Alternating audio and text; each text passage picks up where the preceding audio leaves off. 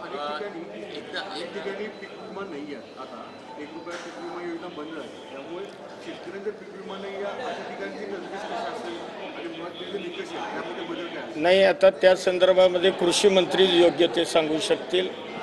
मी मदत आणि पुनर्वसन विभागाचा विषय एकदा पुन्हा आकडे रिपीट करू शकाल जी मदत तुम्ही केलेली आहे त्या हिशोबाने एकदा आकडे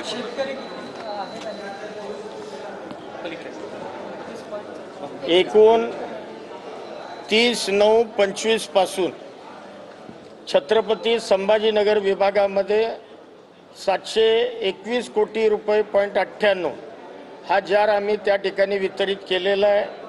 त्याचबरोबर नाशिक विभागामध्ये 13.77 कोटीचा जार आम्ही त्या ठिकाणी वितरित केला आहे.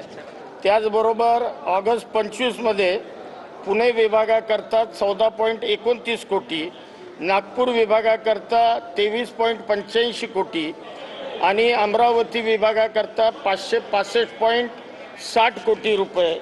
त्याचबरोबर शासन 18/9/25 निर्णयानुसार साधारण 136.4 कोटी अमरावती विभागाकरता आणि कोकण विभागाकरता साधारण 10.53 कोटी अशा पद्धतीचे निर्णय याच्यापूर्वी आम्ही काढलेले आहेत.